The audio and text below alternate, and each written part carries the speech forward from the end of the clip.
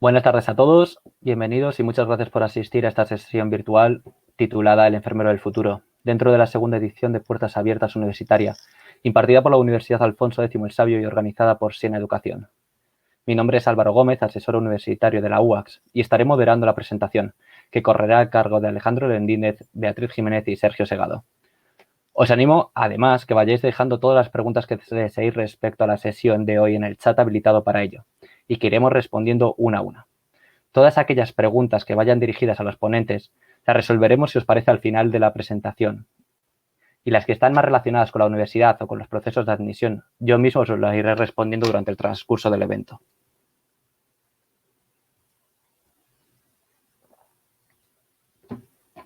Antes de presentar a los ponentes, permitidme de una manera muy breve introducir nuestra universidad para los que no nos conocemos en profundidad. UAX fue la primera universidad privada en España. Dame un segundito y os lo señalo. Fue la primera universidad privada creada en España y tiene más de 27 años de historia, lo cual nos avala como universidad de referencia en áreas como la ciencia y la salud, además de ofertar títulos de todas las ramas de conocimiento, tales como ingeniería, tecnología, empresa, derecho, deporte, educación y arte, o música, entre otros.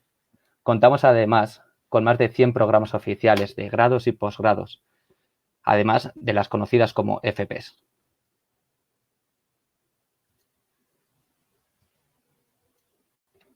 Estamos en constante adaptación a las necesidades reales del tejido empresarial.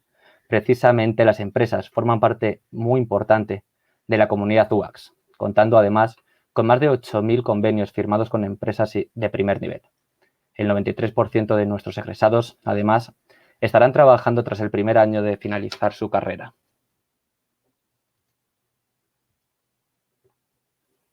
Por supuesto, el estudiante siempre será el centro de todo.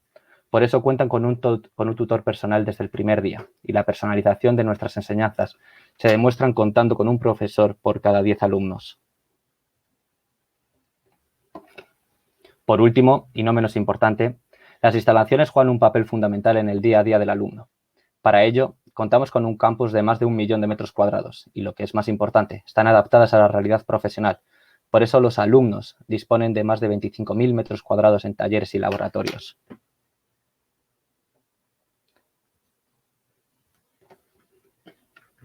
Todo esto se traduce en más de 40.000 alumnos que han pasado por nuestras aulas. Actualmente contamos con más de 10.000 matriculados, un 30% de ellos internacionales.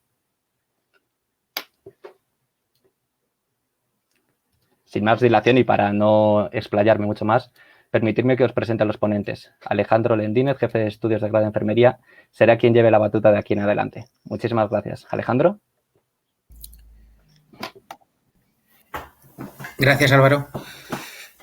Nada, nosotros lo primero agradecer a la organización, ¿no?, por dejarnos contar cómo trabajamos y cómo nos gusta trabajar con el estudiante y sobre todo cómo nos gusta formar al enfermero del futuro, ¿no?, que creemos que es importante que trabajemos en un camino hacia la excelencia y enseñando a aplicar los cuidados de mayor calidad.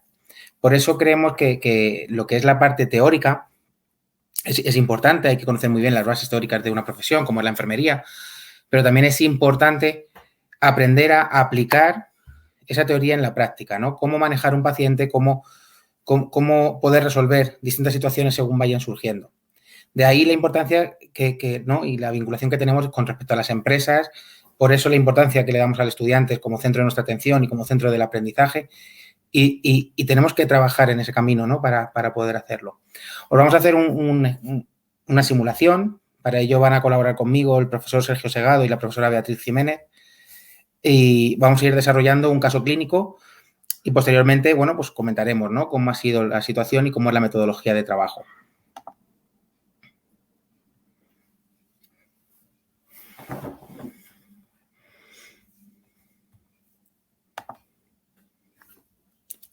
Vamos a resolver el caso de Zacarías, que es un paciente de 77 años, que se queja de tos y fiebre desde hace 4 días.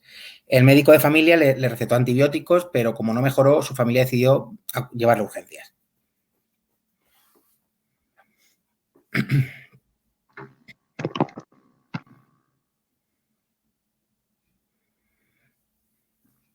¿vale? Este es un simulador que tenemos y que utilizamos en el día a día en nuestras aulas, pero este es un simulador que, bueno, que durante el periodo de pandemia nos vino muy bien, durante distintos momentos que hemos tenido que aislarnos por distintas circunstancias en este curso nos ha venido muy bien para poder seguir trabajando con el estudiante desde casa, pero aparte de trabajar con estos simuladores, trabajamos con un hospital de 2.000 metros cuadrados en el que simulamos con simuladores y con actores este tipo de casos también. Es decir, al final, si os fijáis, ¿no? La intención es trabajar continuamente esa práctica, ¿no? Y esa aplicación práctica.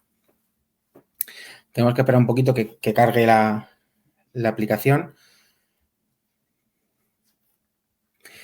En este caso tenemos un hombre de 77 años que se queja de tos y fiebre desde hace 4 días.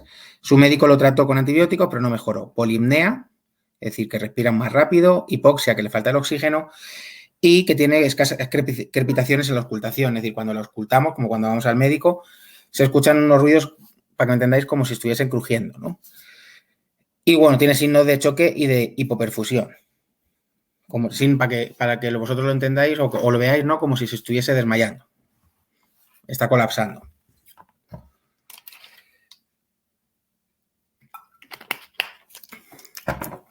Ahora la compañera Beatriz, cuando ya aparezca el paciente, ¿vale? Vamos a empezar a trabajar. Si quieres comenzar, Beatriz. Bueno. Tenemos el paciente, ¿vale? Si os pongo la camilla. Vale. ¿Podemos mirar la saturación de oxígeno del paciente? ¿Vale? Lo que ella está solicitando es que le empiecen a monitorizar para ver cómo es el estado de salud del paciente. Podemos solicitarle también, ¿no? Frecuencia cardíaca, tensión, por ver un poquito el estado completo. Si os fijáis, el paciente está sudando, tiene mala cara. Este sería el termómetro, ¿no? ¿Y qué nos dice ese dato, Beatriz? Pues nos dice que tiene fiebre, 38,5, y también estamos viendo unos niveles de tensión bajitos, está con una hipotensión, 8, bueno, va bajando cada vez más, con una taquicardia y 83% de saturación de oxígeno, con lo cual el paciente está bastante inestable. Ahora mismo, seguramente, si nos encontramos esto en el hospital, cualquiera de nosotros lo primero que nos pensamos que sería que tenemos un paciente con COVID, ¿no? Tiene la saturación baja, con fiebre, sería uno de las sospechas. Yo creo que una de las cosas que tendríamos que hay que hacer siempre, ¿no? Que es consultarle al paciente, hablar con él, preguntarle, ¿no? Tenemos esa parte de diálogo en la que podemos ir preguntándole. Pregúntale algo de situación médica, Sergio.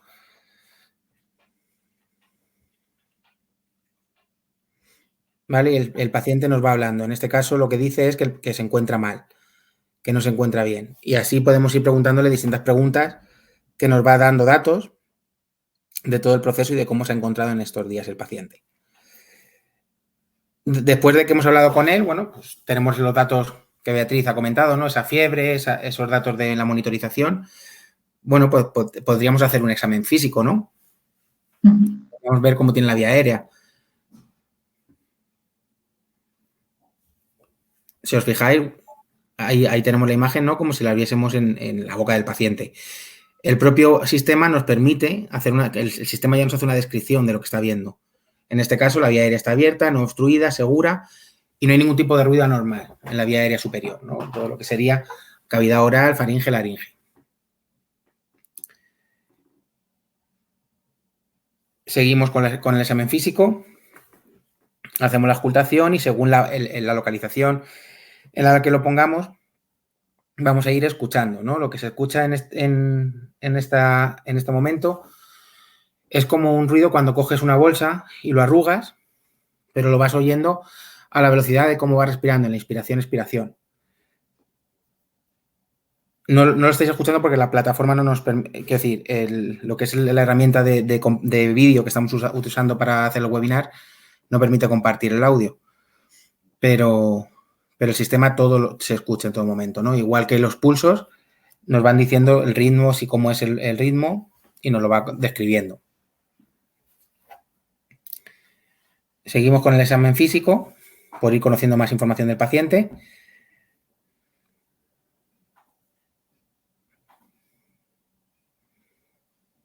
Observo que el paciente no tiene ninguna vía periférica. ¿Se podría canalizar una vía periférica? Podemos ir cogiéndolo, muy bien.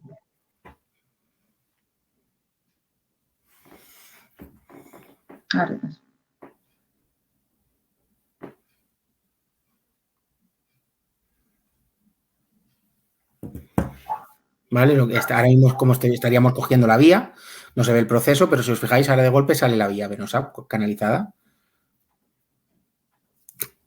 ¿Qué tenemos que hemos ido viendo? Bueno, que el paciente tenía fiebre, ¿no? Entonces deberíamos ir haciendo algo. Sí. Y es la saturación. Pues tendríamos que administrarle oxígeno. Tendríamos que poner algún fármaco para bajar la fiebre. Bajo una prescripción médica, no sabemos lo que tenemos, pues si tuviera un paracetamol, si tuviera prescrito un paracetamol, pues se le podría ir administrando para bajar esa fiebre. Incluso también podríamos sacarle alguna gasometría arterial. Por ejemplo, y podemos ir viendo la evolución que tiene. Si os fijáis, ¿no? Lo que hablábamos y lo que os he ido comentando, la importancia que tiene que se vaya aplicando toda esa parte teórica, mientras que nosotros estamos viendo a este paciente, previamente ya se ha impartido en clase de forma más teórica la patología que este paciente está presentando. Por lo tanto, al final lo que hacemos es trabajar el razonamiento, tanto de los cuidados como el clínico, en el día a día vuestro. Ahora mismo se le está administrando un antiinflamatorio, que es como él clasifica para poder bajar la fiebre, este sistema. No nos habla de fármacos específicos, pero nos habla de grupos farmacológicos. Tenemos, como veis, ¿no? Antiinflamatorios, antibióticos, anticoagulantes. Nos habla del grupo completo.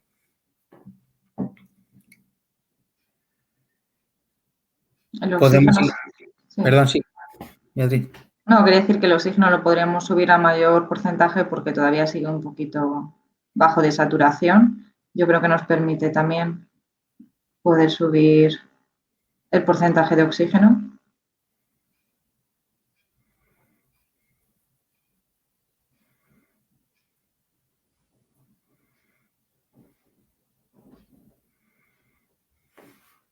Vale, ya empieza a subir el porcentaje, ya empieza a subir la saturación de oxígeno a 90, encima de 90. La tensión ya está un poquito más tirando, bueno, todavía sigue hipotenso.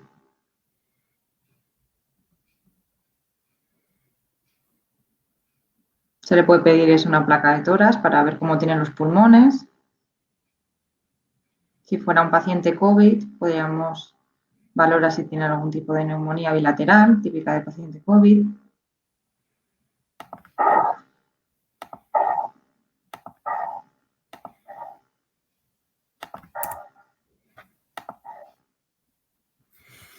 Si os fijáis ahí se escucha, ¿no? Algo.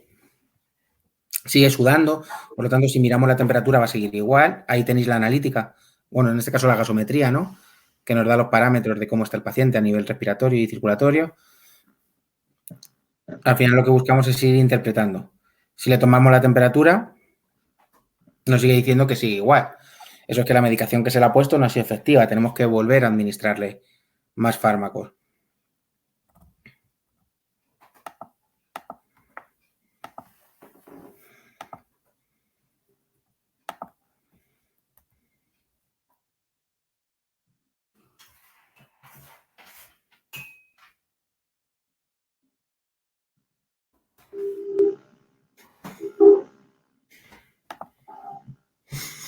Vale, ahí podemos pedir, llamar a un especialista si consideramos que el paciente se nos está complicando. Lo que debemos hacer es llamar al especialista para que nos solucione, ¿no? O que nos dé pistas de cómo se encuentra el paciente.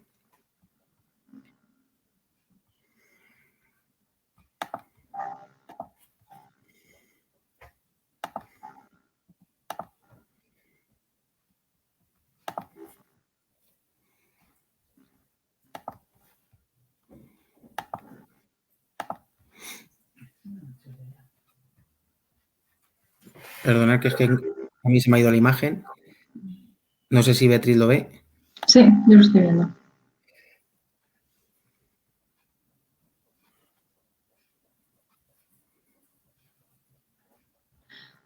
Bueno, ya tenemos una saturación de oxígeno al 100%, o sea que podríamos ir reduciendo un poco ese aporte de oxígeno.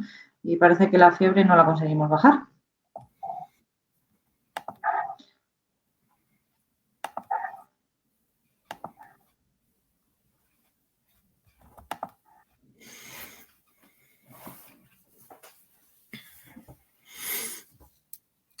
Seguimos medicando, la tensión está bastante mejor y lo que decía, ¿no? Esa saturación está al 100%, ¿por qué? Porque tenemos al paciente incorporado, le tenemos con la mascarilla con la oxigenoterapia y le estamos controlando.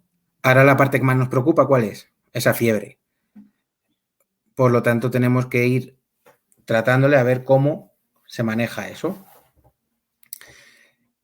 ¿Le puedes poner un antipirético, Sergio, por favor? El antipirético sería, para que entendáis, como es para bajar la temperatura, ¿no? Para bajar la fiebre.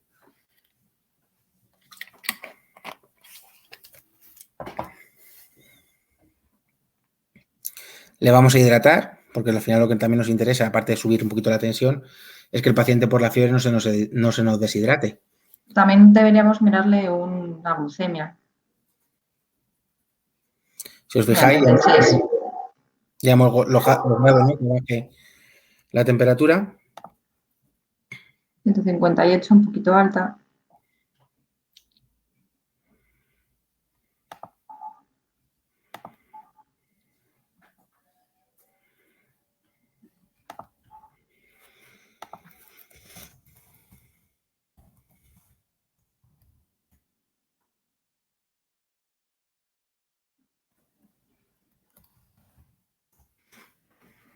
Bueno, el pulso del paciente ya ha bajado a 80 latidos por minuto, está normotenso, está saturando al 100%, al máximo. El paciente ya está más estable. Vale, en este caso ya lo que nos está diciendo es que, como hemos resuelto el caso, vamos a ir a una sala de debriefing. Si nosotros entramos en esa sala de debriefing, lo primero que nos pregunta es cuál es el diagnóstico que puede tener nuestro paciente. Y tenemos que elegir entre esos 4, que es el cierre del caso. ¿Tú qué crees que tenía, Beatriz? Probablemente tenga una neumonía por la saturación tan baja, por la infección, la temperatura alta. Si le damos a confirmar, nos dice que es correcto, ¿vale?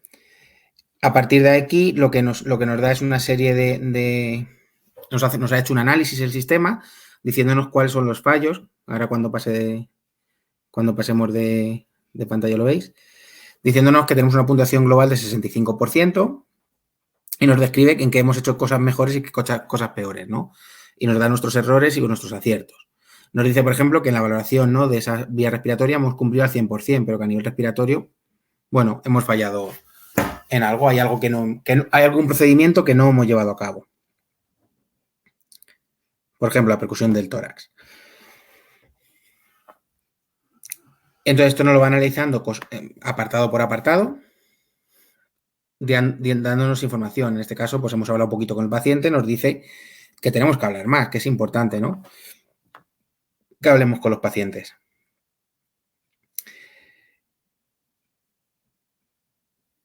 Entonces, aparte de esta puntuación, bueno, pues una vez que pasamos, seguimos adelante, cuando nos dice el número de competencias que hemos adquirido, que así nos las dice, qué competencias estamos adquiriendo como futuros profesionales, ¿no?, de la salud. Y aparte de eso, bueno, pues nos da más información en las siguientes fases, dándonos información sobre qué bibliografía podemos consultar o qué cosas podemos llevar a cabo. Por eso nosotros en la UACS, bueno, pues buscamos formar estudiantes con la mayor proyección posible e intentamos hacerlo de la forma más práctica, como ya hemos comentado. ¿Y cómo? Como trabajamos a través de la simulación clínica. Además, nosotros en nuestro grado, el estudiante cuando sale a los 3 años no sale solo con el título de grado en enfermería, sino que sale también con 2 certificaciones americanas de la American Heart Association y que son los de soporte vital básico y soporte vital avanzado. Y también sale con un curso de experto universitario en urgencias y cuidados críticos para enfermeros.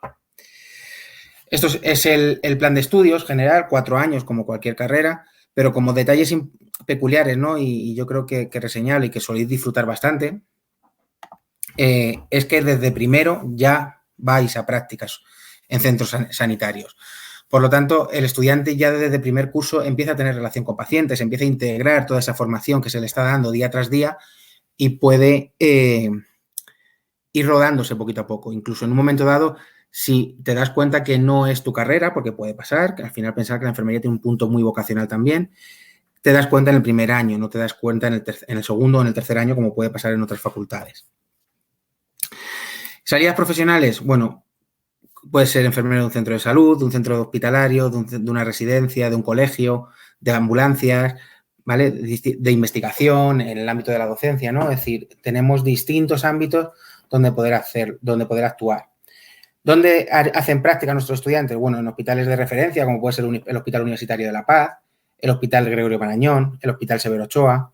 Tenemos un gran convenio con todo lo que es el Grupo Quirón, que también nos da plazas de prácticas en grandes hospitales como el Hospital Universitario Rey Juan Carlos, el Infanta Elena.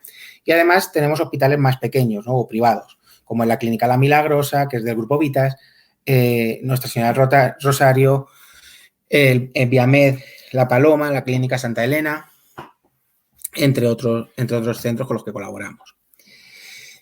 Nosotros lo que buscamos como línea de trabajo o metodología docente, ¿no?, es tener una relación cercana, humana y personalizada como profesores hacia el estudiante.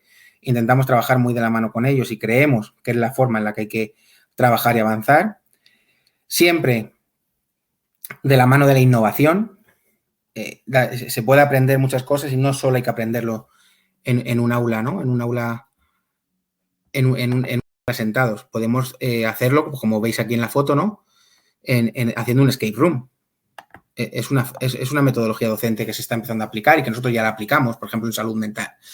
Y luego poder dar y poner al servicio del estudiante la nueva tecnología, lo más innovador, las metodologías docentes más integradoras y que al final les va a formar en los profesionales que queremos, ¿no? Y eso al final es nuestro modelo educativo en el área de enfermería.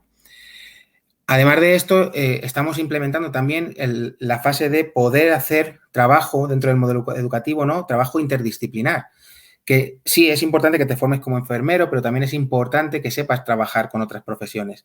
Por ejemplo, en cuarto de carrera, los estudiantes de enfermería de cuarto se enfrentan a simulaciones clínicas con estudiantes de sexto de medicina, de tal forma que hay que empezar a trabajar en equipo. Tenemos una filosofía muy de learning by doing, ¿no? Es decir, aprender haciendo.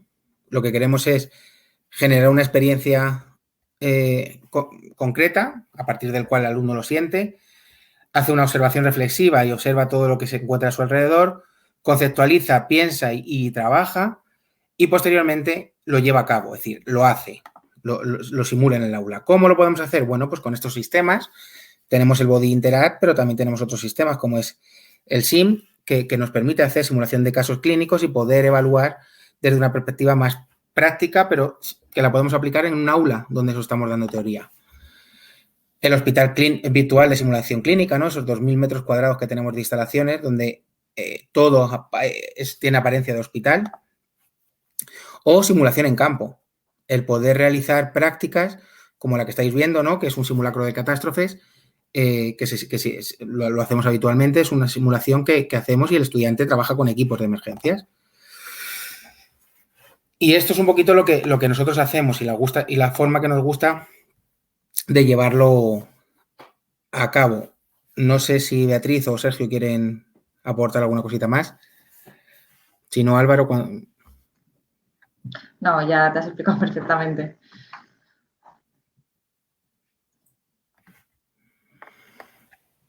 Vale, pues de esta manera, muchísimas gracias a los ponentes por esta interesante exposición.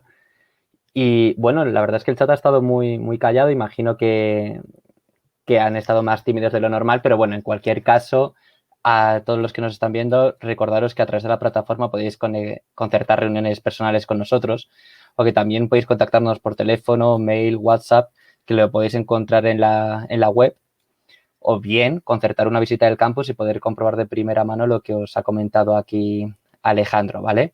Además, sabiendo que tenemos una serie de protocolos COVID muy estrictos. Así que nada, muchísimas gracias a todos los que nos habéis visto. Espero que os hayan resuelto todas las dudas que teníais y de la misma manera os esperamos por Villanueva. Muchísimas gracias y un saludo a todos. Pues muchas gracias, Álvaro, y con esto damos la sesión por finalizada. Muchísimas gracias.